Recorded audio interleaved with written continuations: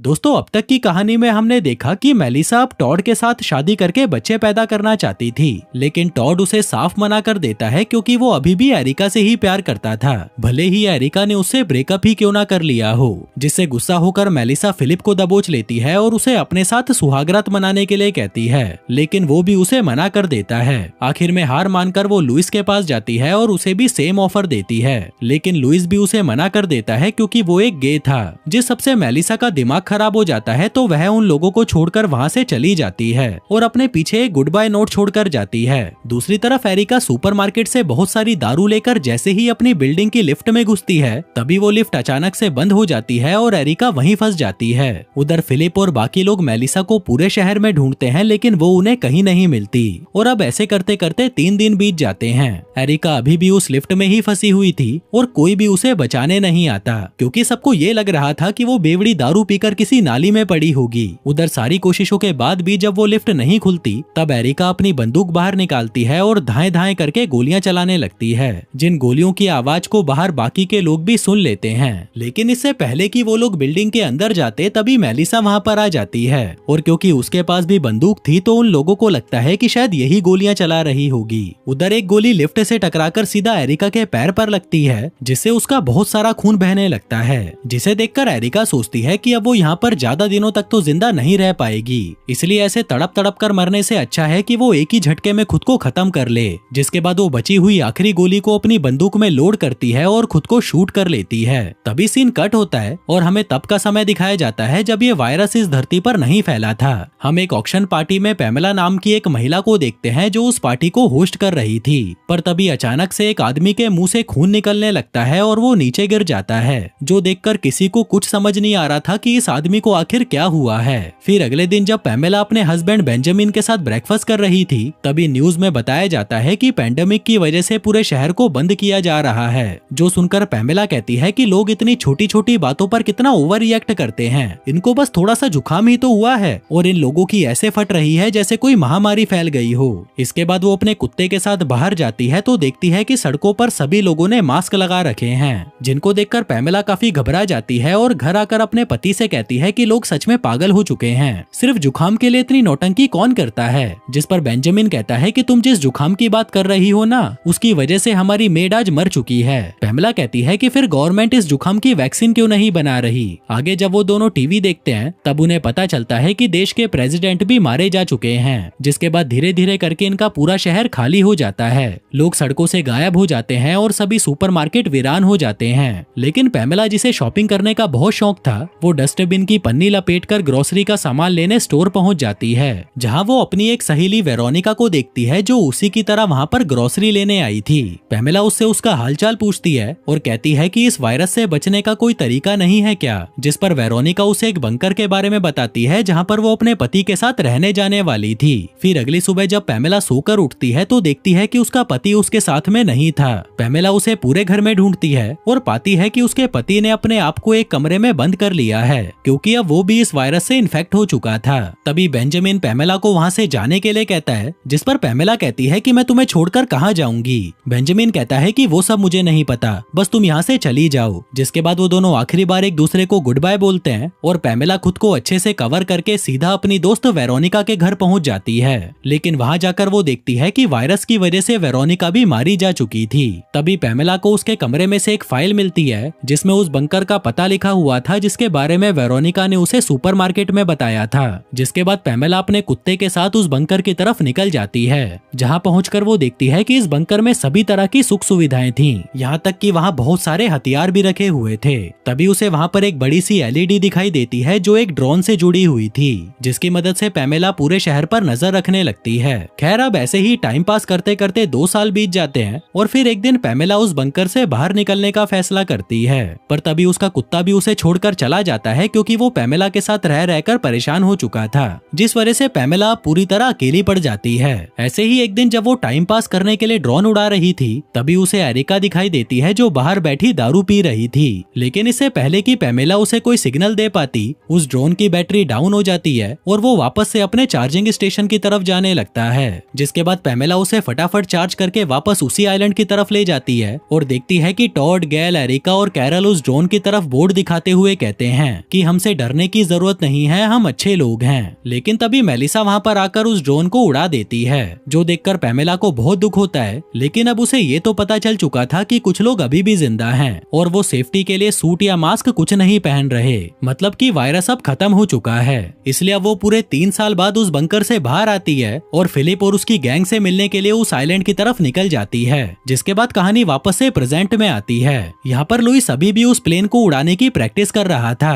तभी फिलिप उसके पास आता है और कहता है कि भाई जल्दी चल, मैं तुझे कुछ दिखाना चाहता हूँ, और उसे सीधा एक असली प्लेन के पास ले जाता है, जिसे देखकर लुइस बिल्कुल भी खुश नहीं होता। उल्टा फिलिप से पूछता है कि ये सब क्या है। वो कहता है कि भाई अब वक्त आ चुका है अपनी पहली फ्लाइट उड़ाने का। जो सुनकर लुइस घबरा जाता है, कहता है कि साले तू सुबह सुबह नशा करके बैठा है, मैंने अब तक सिर्फ स्टिम्युलेटर पर प्लेन उड़ाना सीखा है। फिलिप कहता है तो क्या हुआ, तूने उड़ाया तो है ना। देख भाई ऐसा मत कर, कैरल और गैल दोनों प्रेग्नेंट हैं। लुइस कहता है कि प्लेन उड़ाने से उनकी प्रेगनेंसी का क्या लेना देना। फिलिप कहता है कि देख भाई, जब तू प्लेन उड़ाएगा तो क्या पता तुझे रास्ते में कोई डॉक्टर मिल जाए, और अगर तुझे डॉक्टर मिल गया तो कैरल और गैल के पेट में से बच्चा निकालने में हमें कोई दिक्कत नहीं होगी। जो बात लुइस को भी ठीक ही लगती है तो वह मान जाता है। जिसके बाद फिलिप ये बात जाकर सबको बता देता है और फिर सभी लुइस के लिए एक गंदा सा गाना गाते हैं ताकि उसका जोश बढ़ सके, और ये तरीका सच में काम भी कर जाता है। अगले दिन जब प्लेन रनवे पर होता है तब भी सभी लोग लुइस को मोटिवेट करते हैं और उसे उस प्लेन में बिठा देते हैं। वहीं लुइस भी जोश जोश में उस प्लेन को उड़ा तो लेता है, लेकिन थोड़ा सा दूर जाते ही उसका बैलेंस बिगड़ जाता है और वो प्लेन सीधा जाकर जमीन में घुस जाता है, जिससे एक जोरदार धमाका होता है और उस धमाके में लुइस भी उड़ जाता है। जो देखकर फिलिप का अंगूठा ऊपर का ऊपर ही रह जाता है। कहता है कि भाई तू सही बोल रहा था, तू प्लेन उड़ाने के लिए तैयार नहीं था। खैर अब सभी लोग मिलकर उसे श्रद्धांजलि देने लगते हैं। फिलिप कहता है कि भाई हमें तेरे जाने का बहुत दुख है, तू वो हीरो था जो कभी प्लेन नहीं उड़ा सका, तूने फालतू ही इतने महीनों की ट्रेनिंग ली, इससे अच्छा तो तू अपना मुंह बंद करके चुपचाप बैठा रहता तो अभी भी जिंदा होता।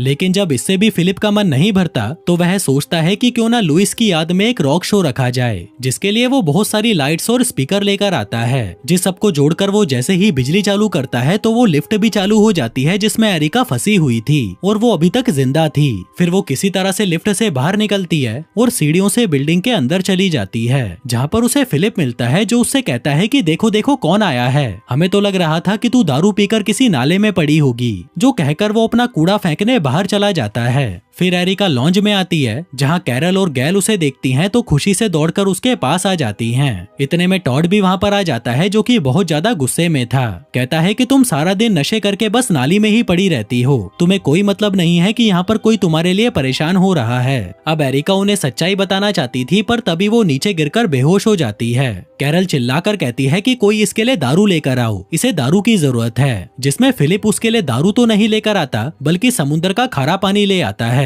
ताकि इसका नशा कम हो सके। लेकिन एरिका उसे पीते ही थूक देती है और उनसे कहती है कि अबे गधों, मैं 10 दिनों से लिफ्ट में फंसी हुई थी और मेरे पैर में गोली लगी थी। जो सुनकर वो सभी हैरान रह जाते हैं। एरिका बताती है कि ये बिल्डिंग रहने लायक नहीं है, अगर आज ये लिफ्ट चालू नहीं होती तो शायद कल तक मैं मर जाती। फिलिप कहता है कि चल फिर मुझे थैंक यू बोल, क्योंकि मैंने ही लाइट चालू की थी जिस वजह से तू बच गई। जिसके बाद सभी उसे एक एक करके गले लगाते हैं। एरिका पूछती है कि लुइस और मेलिसा कहाँ पर हैं? जो सुनते ही सभी एकदम से चुप हो जाते हैं कि अब वो इसे क्या ही बताएं। लेकिन फिलिप जो हर जगह अपनी नाक घुसाता था वो एरिका से इधर उधर की बातें करने लगता है, जिससे वो समझ जाती है कि लुइस भी टपक चुका है और पूछती है कि कैसे मरा वो। कैरल बताती है कि बस एक छोटा सा प्लेन क्रैश हुआ था। जिसके बाद वो उसे मेलिसा को दिखाते हैं जिसको इन्होंने काफी दिनों से इस कमरे में बंद कर रखा था, क्योंकि मेलिसा का अब कोई भरोसा नहीं था, ये कभी भी कुछ भी कर सकती थी। आगे एरिका को आराम करने के लिए उसे उसके कमरे में भेज दिया जाता है। फिर अगले दिन एरिका और कैरल सेम कपड़े पहनकर अपनी फोटो खिंचवाती हैं। जिन फोटोज को जब कैरल ध्यान से देखती है तो उसे झीलों की दूसरी तरफ एक अजीब सी चीज दिखाई देती है, जिसको दिखाने के लिए वो सभी लोगों को वहाँ पर बुलाती है और कहती है कि देखो ये क्या चीज है जो हिल भी रही है, क्योंकि हमारी अलग अलग फोटोज में उसकी जगह बदल रही है। जो देखकर किसी को कुछ भी समझ नहीं आ रहा था तो इसका पता लगाने के लिए वो लोग भेस बदल कर उस जगह पर नजर रखने का फैसला करते हैं। लेकिन इस बार उन्हें वहाँ पर कुछ भी दिखाई नहीं देता।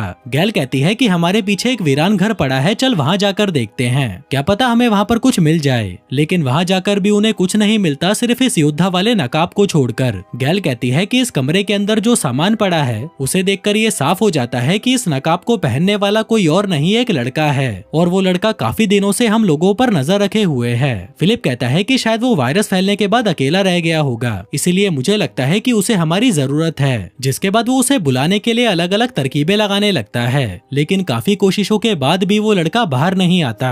अब क्योंकि कैरल और गैल प्रेग्नेंट थी, इसलिए फिलिप उन्हें घर छोड़ आता है और फिर से उस लड़के को ढूंढने लग जाता है। लेकिन काफी कोशिशों के बाद भी जब वो उसे नहीं मिलता तो फिलिप वहीं जंगल में ही सो जाता है। फिर अगली सुबह कैरल और गैल उस लड़के के लिए खाना लेकर आती हैं, जिस खाने को घर के अंदर रखने के बाद वो तीनों वापस अपनी बिल्डिंग की तरफ रवाना हो जाते हैं। लेकिन तभी वो देखते हैं कि वो लड़का उनकी गाड़ी के पीछे लटका हुआ था, जिसे देखते ही वो तीनों जोर जोर से चिल्लाने लगते हैं। तभी अगले सीन में वो लड़का बिल्डिंग में बने झूले पर झूल रहा था, जिसे सभी लोग बड़े गौर से देख रहे थे। अब किसी तरह उन्हें उसका ये नकाब उतरवाना था, जिसके लिए गैल पिज्जा लेकर आती है, जो देखकर उस लड़के के मुंह में पानी आ जाता है तो वो तुरंत अपना नकाब उतार देता है। फिर सभी उससे उसका नाम पूछते हैं, पर वह कुछ नहीं बोलता, इसलिए वो लोग उसका नाम जैस्पर रख देते हैं। तभी फिलिप कहता है कि जैस्पर का कोई परिवार नहीं है, इसलिए अब से मैं इसका बाप बनूंगा और इसकी पूरी जिम्मेदारी उठाऊंगा। जिसके बाद फिलिप जैस्पर के साथ रहने की बहुत कोशिश करता है, लेकिन जैस्पर इसे बिल्कुल भी भाव नहीं देता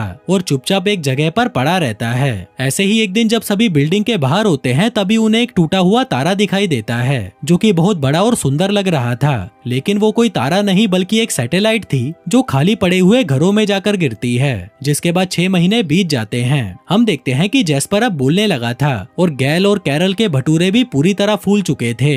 उधर मेलिसा की हरकतों में काफी सुधार आ चुका था, इसलिए टॉड आज उससे शादी कर रहा था। फिर शादी के बाद जब वो दोनों सुहागरात मनाने लगते हैं, तभी वहाँ फिलिप टपक जाता है और कहता है कि जल्दी आओ, मैं तुम्हें कुछ दिखाना चाहता हूँ। जिसके बाद वो सभी को इकट्ठा करता है और कहता है कि मैं कैरल की खुद डिलीवरी करना चाहता हूँ, जिसके लिए मैं पिछले 6 महीनों से प्रैक्टिस कर रहा हूँ। जो सब उन लोगों को दिखाने के लिए उसने जेली के अंदर एक बच्चे की डमी डाल रखी थी, लेकिन जब वो उस डमी को बाहर निकालता है तो वो जेली पूरी तहस नहस हो जाती है और वो डमी भी उसके हाथों से नीचे गिर जाती है। जिसे देखकर एरिका कहती है कि तू डिलीवरी नहीं करेगा, बल्कि ये काम मैं करूंगी। जो सुनकर फिलिप सड़ी सी शक्ल बना लेता है। एरिका कहती है कि अगर तुझे डिलीवरी करने का इतना ही मन है तो तू मेरी मदद कर देना, तेरा शौक भी पूरा हो जाएगा और बच्चा भी सुरक्षित बाहर आ जाएगा। तभी वहाँ पर गैल आती है और कहती है कि मेरी थैली फट गई है, जल्दी से मेरी डिलीवरी शुरू करो। जिसके बाद उसे डिलीवरी रूम ले जाया जाता है, जहाँ बहुत ज्यादा दर्द होने की वजह से गैल बेहोश हो जाती है। वहीं एरिका को कुछ भी समझ नहीं आ रहा था कि इस सिचुएशन में वो क्या करे, इसलिए वो सब कुछ छोड़ छाड़ कर किताब में पढ़ने लगती है कि ये बेहोश क्यों हुई है, जहाँ उसे पता चलता है कि ये ऑक्सीजन की कमी के कारण हुआ है। अब उन लोगों के पास ऑक्सीजन तो थी नहीं, इसलिए वो उसे नमक सूंघाते हैं और नमक सूंघते ही वो तुरंत होश में आ जाती है। लेकिन उन लोगों की मुश्किलें अभी कम नहीं हुई थी,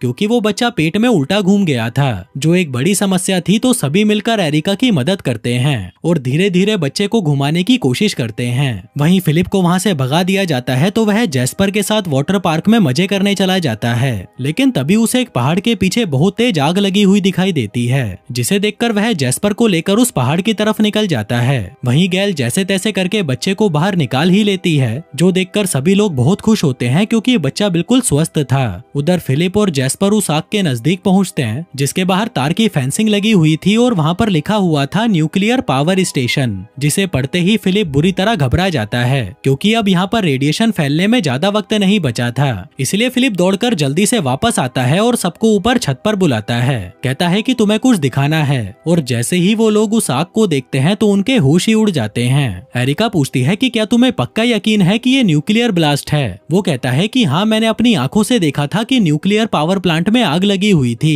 मेलिसा कहती है कि दोस्तों, क्या छत पर खड़े होकर इस आग को देखना सेफ है? मतलब क्या पता थोड़ी बहुत रेडिएशन हवा से यहाँ पर भी आ रही हो। फिलिप कहता है कि तुमने सही कहा, हमें ये जगह खाली करनी पड़ेगी। जिसके बाद सभी फटाफट अपना सामान पैक करते हैं और फिलिप जाकर अपने पानी वाले संडास को गुड बाय बोलता है। जिसके बाद वो लोग आखिरी बार उस बिल्डिंग को बाहर से देखते हैं और उसे थैंक यू बोलकर निकल जाते हैं। रास्ते में जब धचके लगने से कैरल की आंख खुलती है तो वह घबरा जाती है। वो फिलिप से कहती है कि भूकंप आ रहा है। वो कहता है कि कुछ नहीं आ रहा, तू बस चुपचाप सो जा। लेकिन वो नहीं मानती और जैसे ही दरवाजा खोलकर देखती है तो पाती है कि वो गाड़ी में है और अपने घर में भी है, क्योंकि वो दिमाग से पैदल लोग पूरा का पूरा घर ही उठा लाए थे, जो बात उन्होंने कैरल को भी नहीं बताई जाती थी। वहीं टॉड पिछले 3 घंटों से बस को चलाए जा रहा था, लेकिन किसी को भी ये नहीं पता था कि उन लोगों को कहाँ जाना है, साथ ही उन्हें कितना दूर जाना चाहिए ताकि वो रेडिएशन से बच सकें। जो सब जानने के लिए वो पास में बनी एक लाइब्रेरी में जानकारी लेने जाते हैं, जहाँ फिलिप के हाथ रेडिएशन का लेवल नापने वाली मशीन लग जाती है। उधर मेलिसा को पता चलता है कि रेडिएशन से बचने के लिए उन्हें कम से कम 100 मील दूर तो जाना ही पड़ेगा।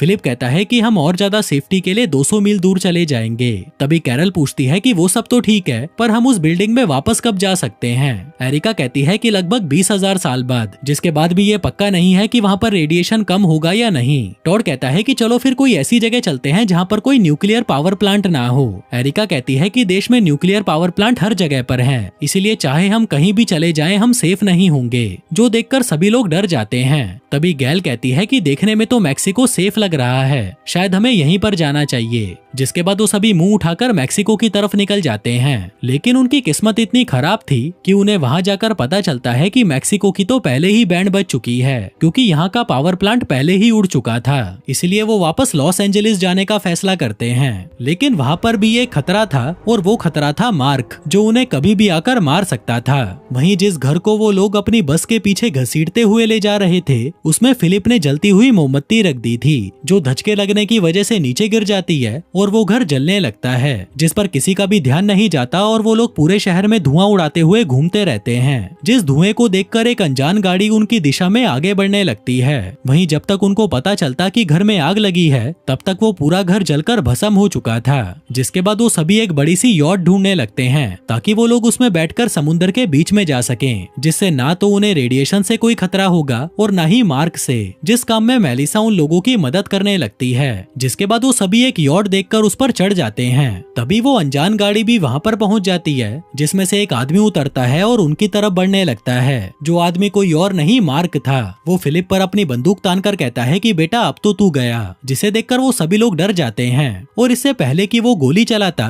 तभी कोई उसे ही शूट कर देता है, और उसे शूट करने वाला कोई और नहीं बल्कि पैमेला थी, जो पिछले कई महीनों से उन्हें ही ढूंढ रही थी। और दोस्तों, इसी के साथ ही ये सीजन यहीं पर खत्म हो जाता है। धन्यवाद।